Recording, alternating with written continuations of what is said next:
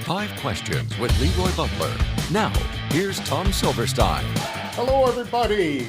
Welcome to the 57th year of 5 Questions with LeRoy Butler or something like that. I don't even know how many years we're doing.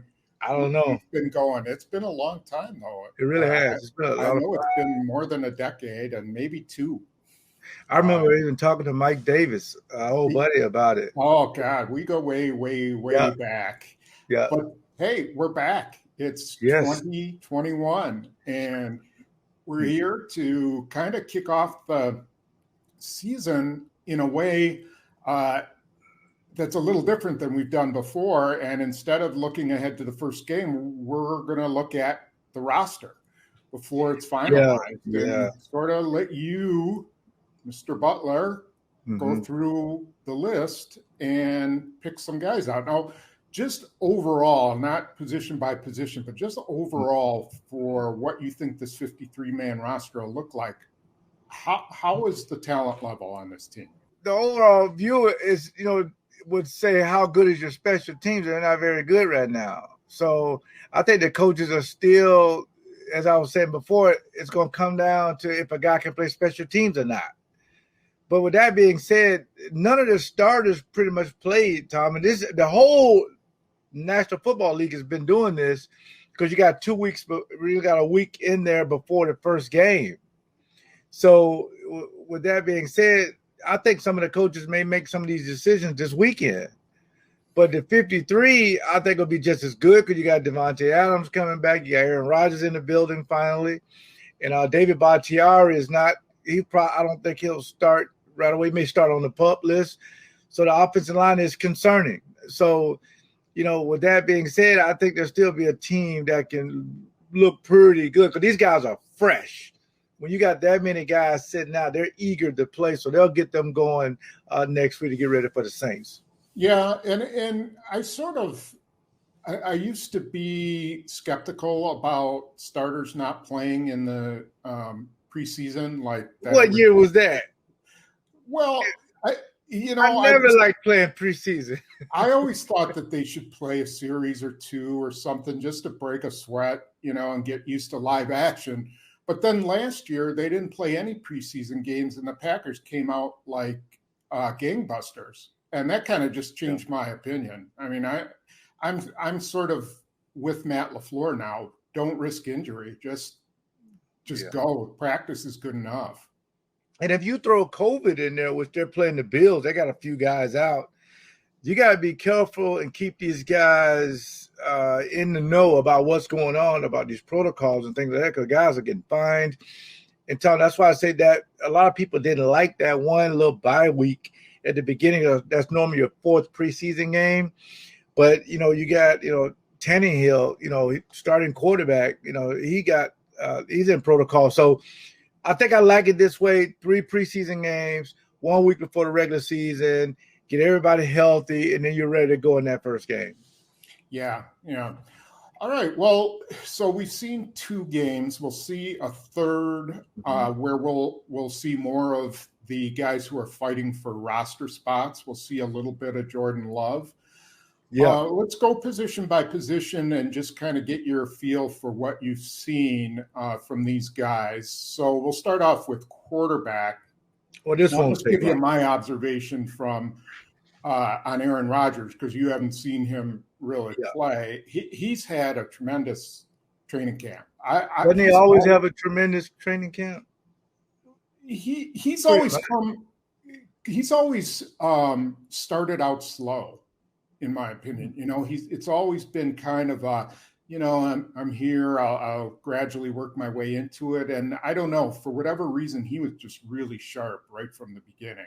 So, I guess you'd consider him in line for another big season. Now, the big question. And he looks in great shape, too. He looks amazing. Yeah. So the next question, Jordan Love. What have you seen from one game, really, of Jordan Love? I look for mannerisms, control, command. He has all of that. He has the makeup of a very good quarterback. He wasn't running all around like Justin Fields and some of the other, the Trey Lances. He was in the pocket, standing nice and tall, delivering throws. I'm just so excited for his future. I think he's going to be a great quarterback. But then again, I'm not saying Hall of Fame, and you got to work your way up to that. Aaron Rodgers sat for 3 years and then developed into one of the best throwers of all time. But I think for a guy that'll be a tremendous backup, you got to get him ready, Tom, because I'm telling you something.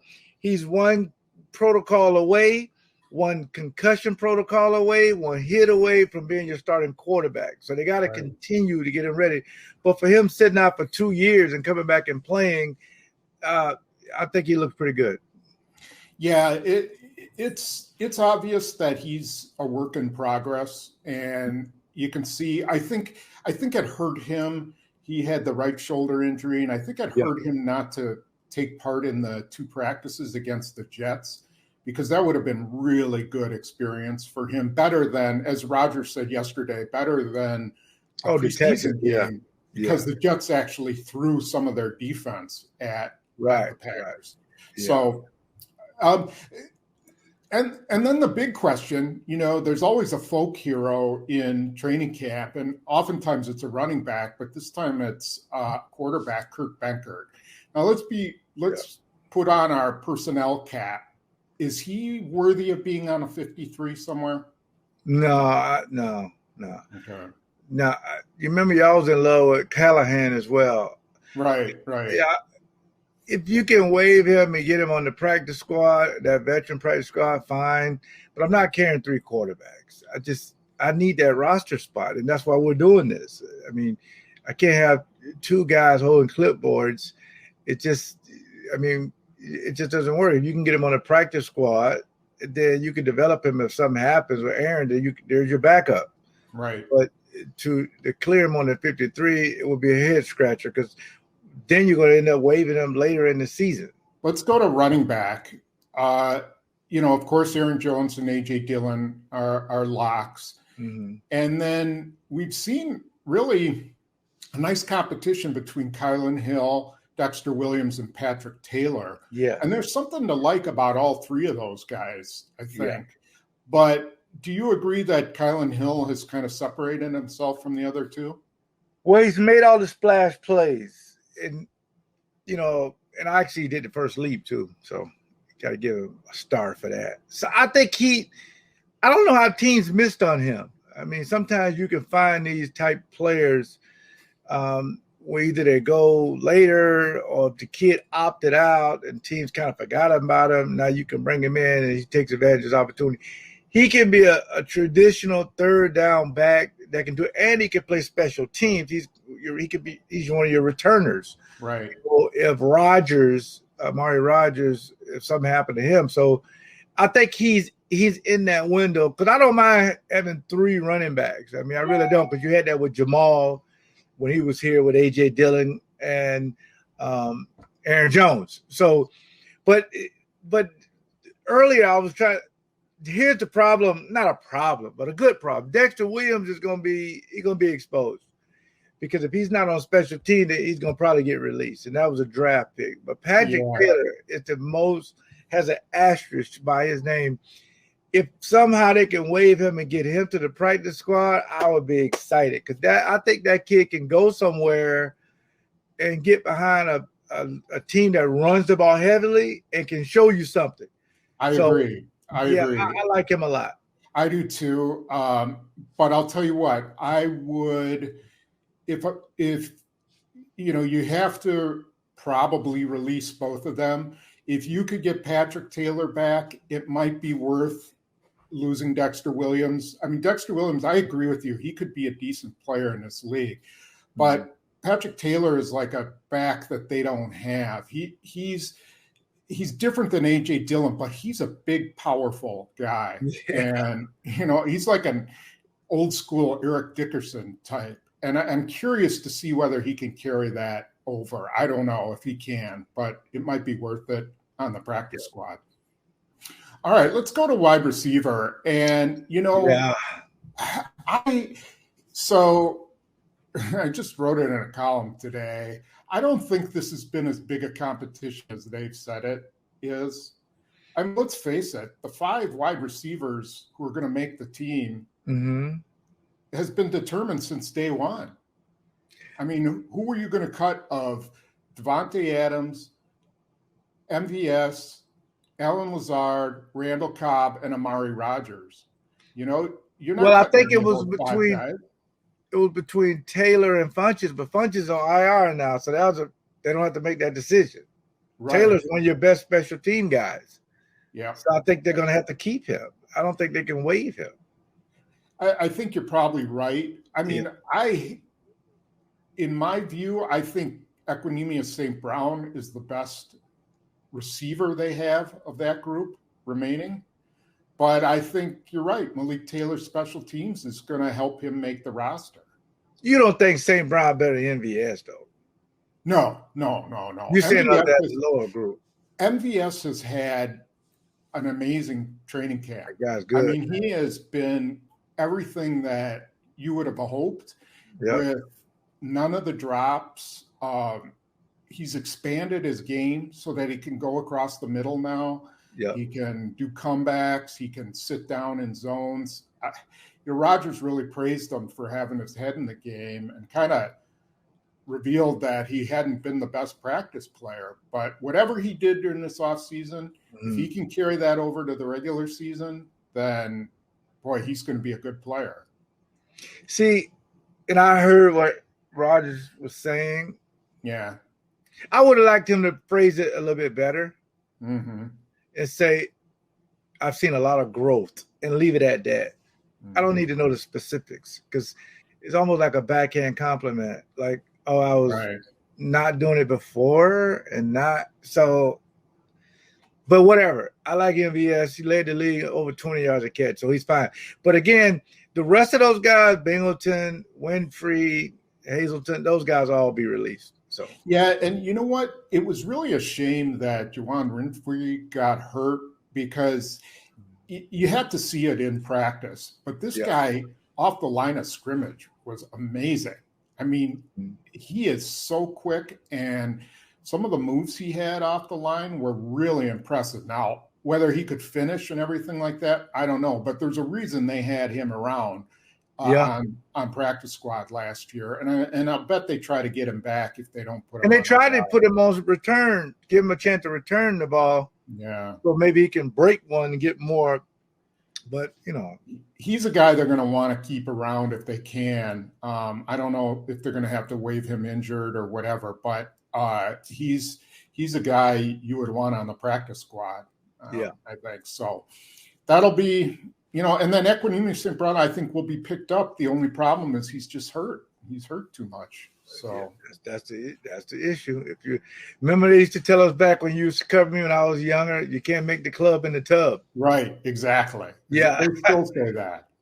Brian Noble told me that. Yep. He was like the difference between hurt and injured. So let's go to tight end. Tight end is going to be a little interesting now. Yeah, they love tight ends.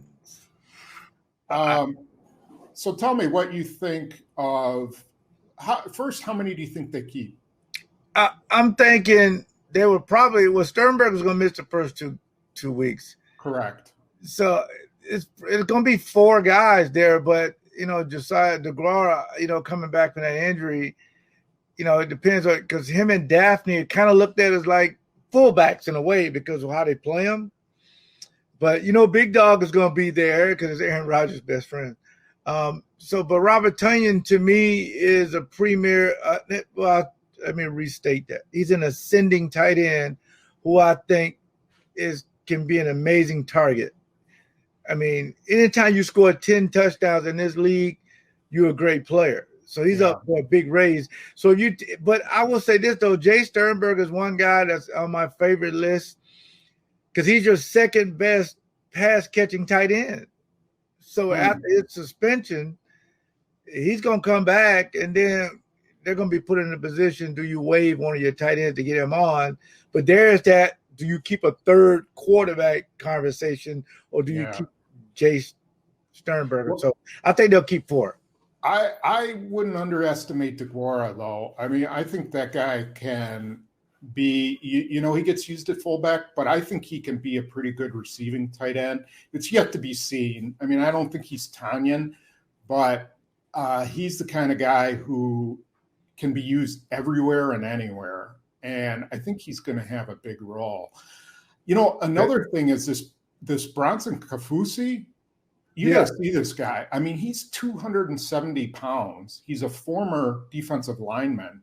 Mm-hmm. The guy can block. And if this were any other year, other than when Aaron Rodgers is ticked off at the front office, they might keep him ahead of Mercedes Lewis. I don't know. That's, man. But could you imagine if they did that? Rodgers would just be livid. Well, it'd be just like them replacing you on the show. I would be livid. Right.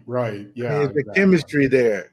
And Big Dog's a good player, though. He never drops the ball. He's one of the best blockers. The head coach likes him. I like grown men in my locker room.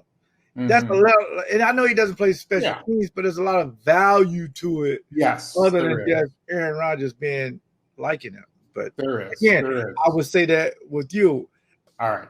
Let's go to the offensive line. So this one's going to get a little sketchy.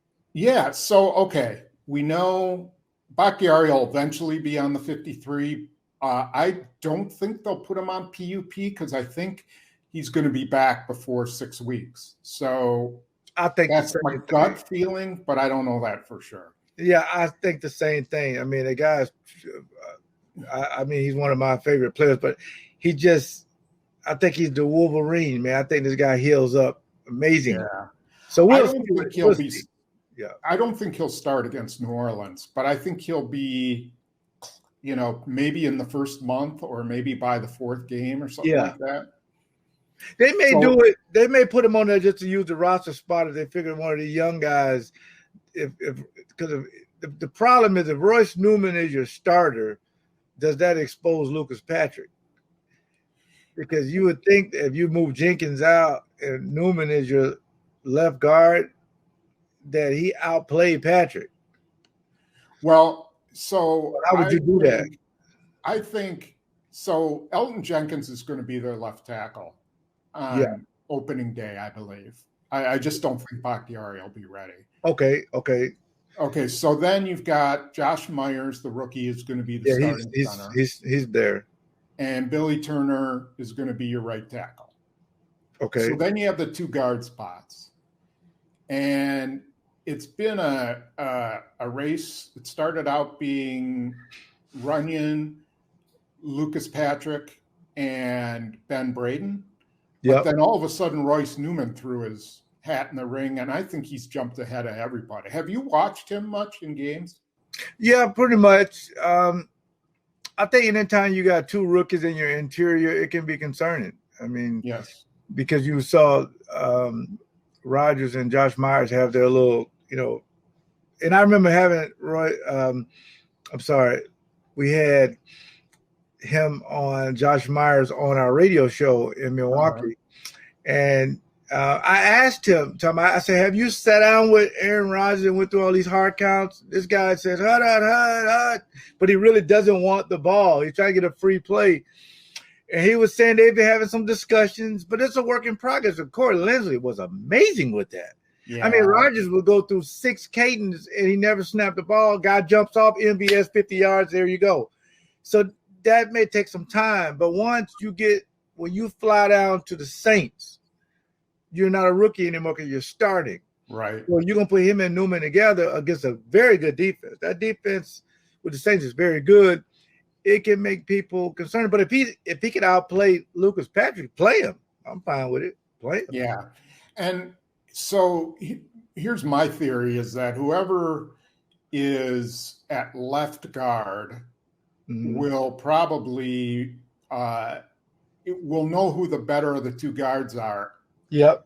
The better one will be at right guard because the guy at left guard is going to get replaced as soon as Bakhtiari comes back, is my gut feeling. In 10 seconds, give me your starting 5. I guess it'll be Elton Jenkins. Now, this without Bakhtiari. Put him out. Right. Elton Jenkins at left tackle, Lucas Patrick at left guard. Okay. Josh Myers center, Royce Newman at right guard, and Billy Turner at right tackle. Okay. I wouldn't completely rule out John Runyon at left guard. How's he looked? he's looked okay. I just think Lucas Patrick's experience kind of, if you're going to start 3 young guys in the interior, I think that would kind of make you nervous, you know? Yeah, but if they can do it, it makes you develop a good offensive line for Jordan Love in the future. I don't know. Yeah. But I would. They have a tough decision. They have tough decisions there. Yeah, I agree. Yeah. All right, let's move on to defense, which, you know, it's been hard to get a real good idea of what defense is going to look like, but up front, I think they've improved up front. What have you seen? Well, if TJ Slayton can be, if he can split double teams and get pressure up the middle, he's going to be, but he'll make the team. And Kiki is he's your, you know, when you put in these junk defenses, we used to call it, I remember Fritz, you say junk. And people thought he was like, why does he call his players junk? It's just because you kind of line up wherever you want, but we want you to finish here. So we have you're walking around, the quarterback don't really know who's coming. The center doesn't know. But if you go to and I'll use it for the millennials, what they call sub packages, then Kiki is one of the best interior pass rushers you have. And Dennis Lowry has been a real mainstay, him in Lancaster. Heflin, I don't know. I just don't know how many. Because if they're not going to be in base with 3 down linemen a lot, then they may not keep a lot of these linemen.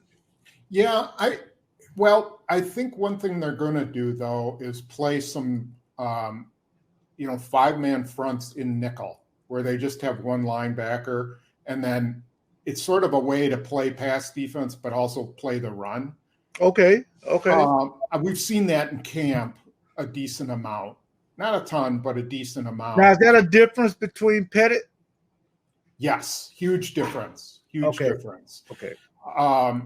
Even Joe Barry's dime has featured 3 safeties instead of 4 corners.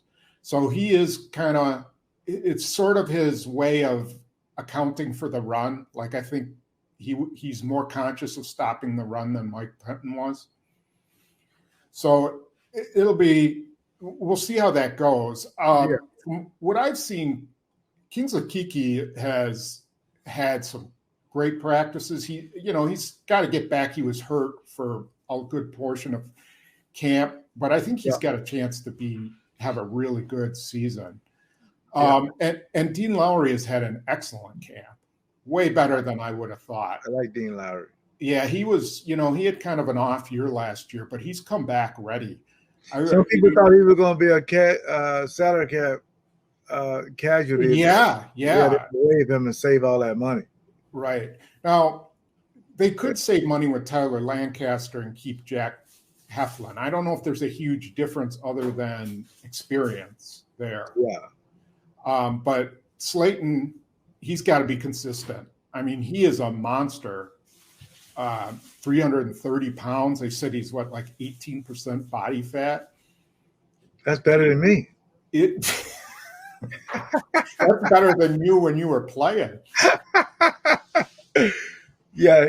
And you know what? And people were saying he was gassed. When that's your first preseason game, yeah, I was 186 pounds. I think my first one was against Cleveland. I was out of breath. And I remember Dave Brown said, you got to calm down because this is not college. It's different when you're running on and off the field. When you're in college, you stay out there. Yeah. I said, I didn't think of that. He said, you got to sprint on and off the field. Then you got to do this and do this. He said, so you got to calm your mind. And I think that makes a lot of sense. So if he can go in on first and second down and get the double team off of Kenny Clark, I think you may have something there. So I'm okay with that. So they'll make that decision on that. So when we go to outside linebacker, that's going to be a head scratcher. Yeah. So how many guys are they going to keep? They've got to keep 4 just because. And losing Randy Ramsey was kind of a blow. I agreed. But you got the Smith brothers and Rashad Gary. I like Garvin because he's one of your special team guys. And they may have to keep one of the last three guys. You know, if they can get anytime you can get a guy you like on practice squad that you can move him up if there's an injury. But if he's gonna play the three safeties like you want, and these guys pretty much are outside, they're just pretty much pass rushers. But you're dropping guys, then they're gonna have to. They probably, like you said, keep four. If you got a good four rotating, I think you'll be good. But if you can get a guy on practice squad to keep developing him, that'd be great. The problem is Zadarius Smith going to be there on opening day? His back injury is definitely troublesome. That's something you got to get taken care of. Now, it's definitely the back injury and not contract stuff, right? Yeah, I don't think it is because he tried to come back. You know, he didn't sit out. He was pushing them to come back. So I don't think it is contract related. Okay, good. But that is, you know, if he's not there, then if you're worried about him being in the first game, then you probably have to keep 5 outside linebackers. Exactly. And that'll make your special teams a lot better too. You know, right. If you can get some of these guys on special teams. Okay. Inside linebacker, were you surprised about them cutting Kamal Martin?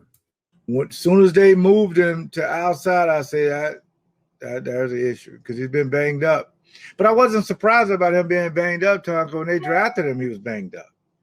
So you were thinking, well, you know, you can get a chance. But when you talk about a 5th-round pick, I think it wasn't even a 5th-round pick.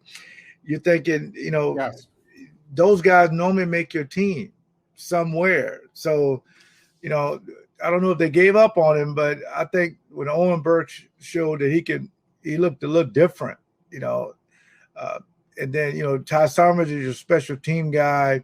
You know, of course, Chris Barnes, Campbell.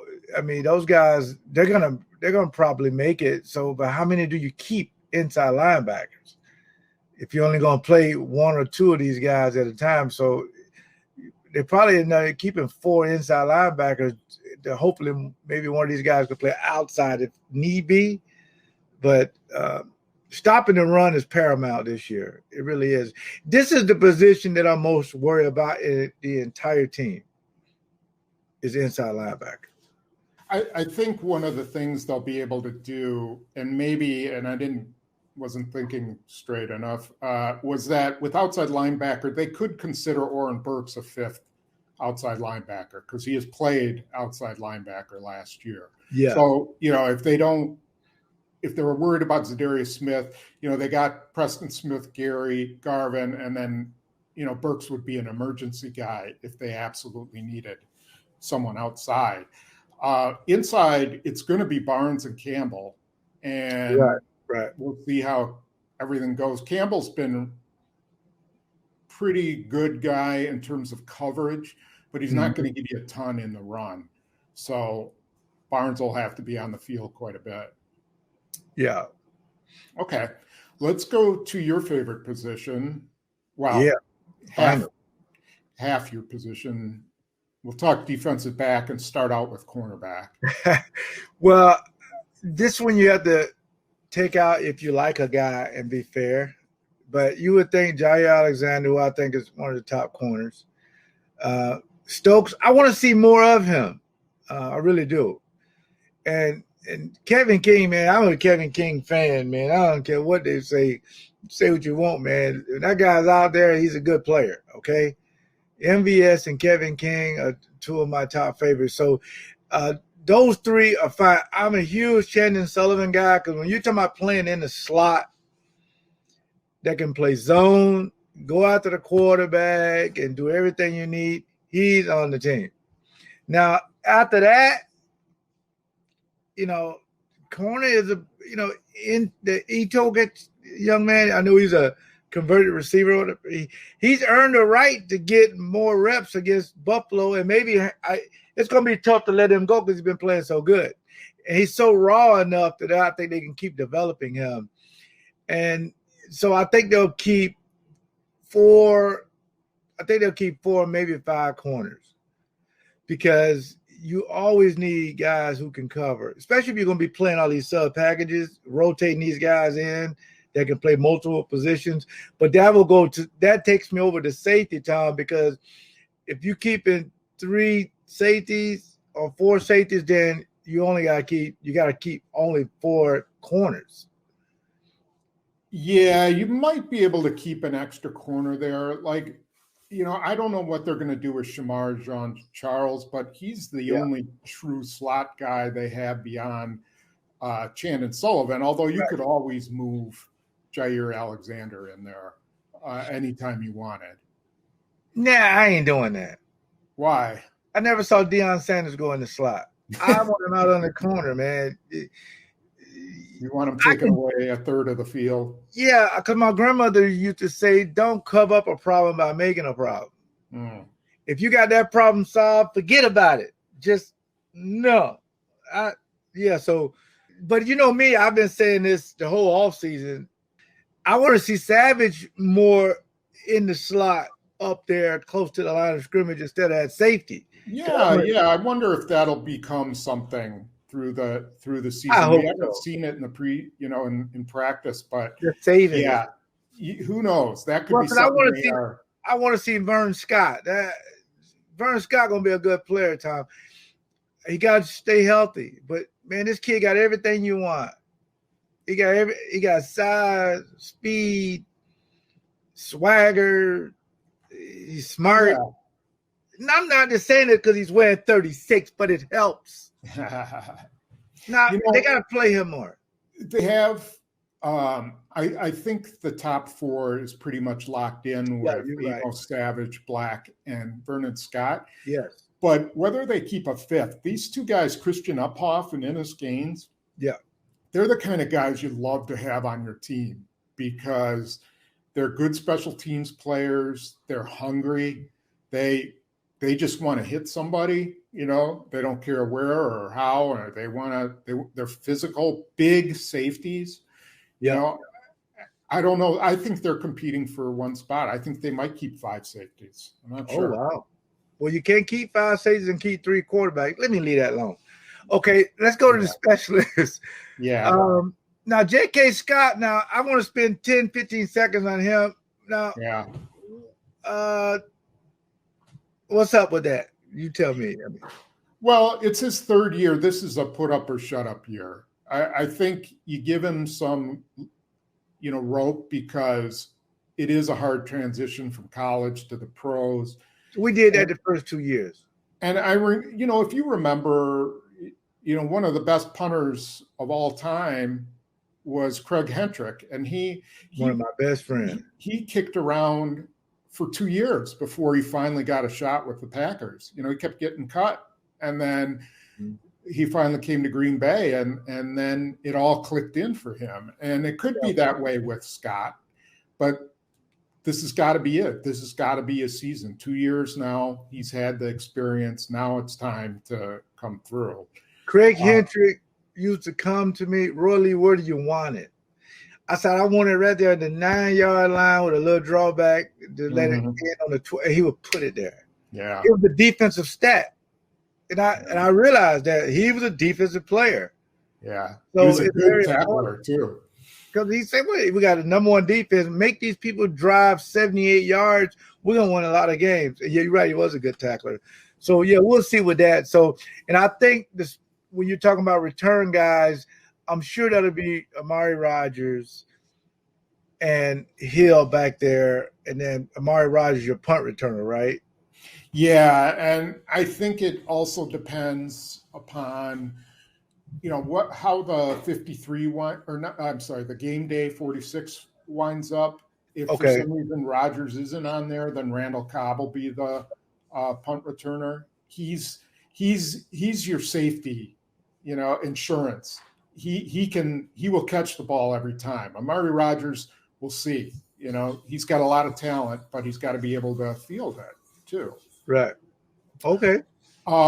Mason Crosby has had a great camp, and if he didn't, I wouldn't have been surprised if they went with J.J. Molson.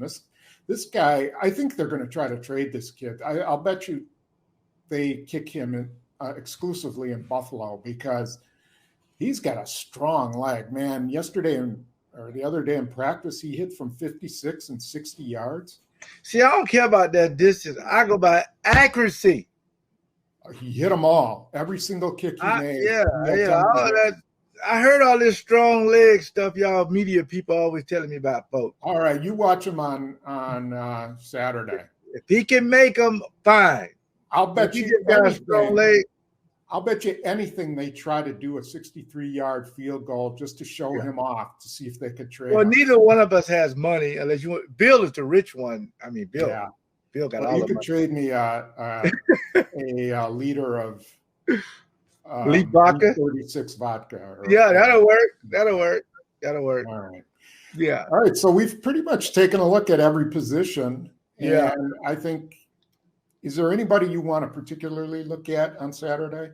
Yeah, I really do. I'm gonna go back to Patrick Taylor. I want him to start and get all the reps. AJ Dillon, he can watch. Aaron Jones watch. And I want to see more of Colin Hill and give Dexter Williams a chance to maybe, if you don't bring him out, another team can see him. So feature those three guys again. Buffalo, a good team as we close in this time. Buffalo's a good team. Okay, that's a good measuring stick for these guys. And I tell all these guys, if they watch this, if you don't make it with the Packers, this film and game goes to everybody. Right. If you get waived by the Packers, your agent will be calling you in 20 minutes. Some other team just signed you. So just keep that in mind. If you're not, so go out there and play well. And the Packers going to have, they always come down to, real quick, did I hear things or did I hear Matt LaFleur say he knows who his top 40-something players? Did he say something like that, or was that last year or something? I thought I heard him say we kind of know our Gutekunst, who the top players are, and it comes down to like the last, Yeah, I think that's accurate. I mean, I think that's true. I think most teams kind of know. They kind of know who their top maybe 35 to 40 guys. Yeah, well, I mean, they're sitting 30 guys a game, in the preseason. So those, there you go. You that 25 of those are locks for the roster, right? Well, next week, because it's our bye week, we'll cover two things I want to cover. I want to cover, show me the difference between Pettis' defense. We'll show about the difference between Pettis' defense and Joe Barry, what we think they'll see. And we'll have the final roster, and we can talk about, second guess. Because you media people, y'all good at this Monday morning quarterback thing, who they should have kept. Absolutely. Yep. Yeah. You do it with the best of them. Good. Well, it was a pleasure to be back again. Yep. And be sure you check out all our stuff at JS Online and Packers News. Yeah, and follow Tom on Twitter at Tom Silverstein. Yes, and is it Silverstein or Silverstein? Stein. You've known that for like 25 years. Tom Silverstein. 57 years we've been together. Yeah, I'll go with Tom Silverstein. Okay, whatever. Doesn't matter. Yeah, follow me on Twitter. If you're looking to be a sponsor on the show moving forward, just go to LeRoyButlerInc.com, send me an email, and we'll work it out. And thank you to Bill. We haven't seen him for a while. He's the one that makes this show looks amazing. So thank you so much to Bill. True enough. All right. For LeRoy, I'm Tom. We'll see you next time.